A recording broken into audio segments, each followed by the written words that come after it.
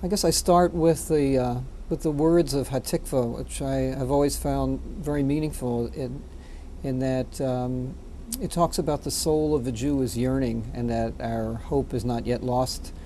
And I think when we're marking the 60th anniversary of Israel, the wonderful news is that many of those dreams and hopes have come to fruition, and we're celebrating the 60th anniversary. In many ways, a kind of miraculous accomplishment for Zionism and the Jewish people. The fact that there is a state, it's a democratic state, it's flourishing and very vibrant and alive and growing. But there's also that yearning that's still there, and that should give us pause, because although Israel is a miracle, it's still a fragile miracle for all of the military power that Israel has. It's still the only state that has to fight for recognition for its legitimacy as a state 6 decades after it was created.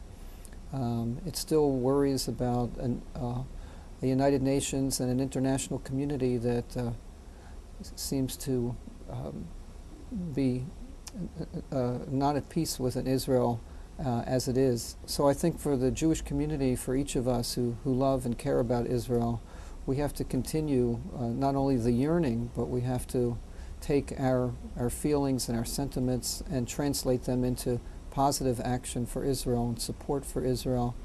And we can't ask people to visit and connect with Israel if they don't really know enough about it. We have to stress Jewish education, Zionist education, and understand not only our connection to the land and the people and the heritage and the history that we've had for thousands of years, but to see our own role and our own place in that history, because all of us have a role, all of us have a connection to the state.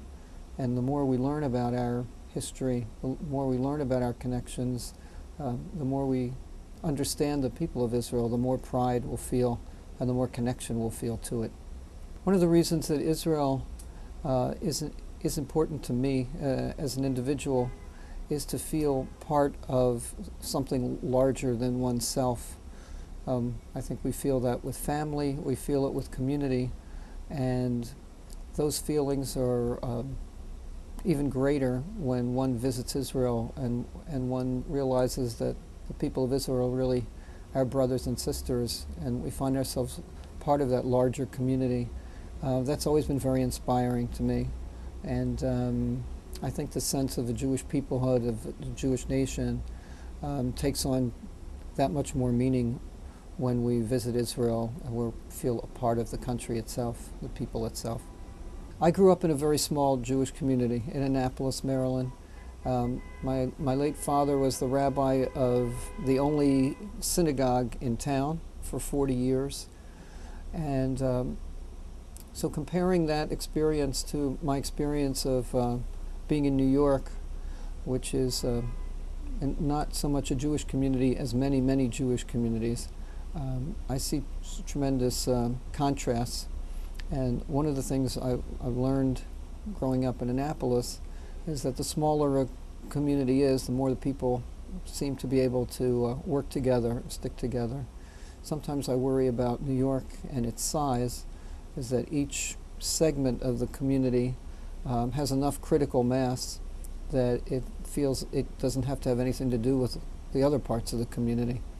So I think one of the things we try and do through the Jewish Week, and that I feel is a responsibility, is to try and connect those different elements of the community as much as possible, to have a common point of discussion through a Jewish newspaper where people can disagree, express their own views, but come together to at least have that debate and have that discussion in a meaningful way and in a tolerant way.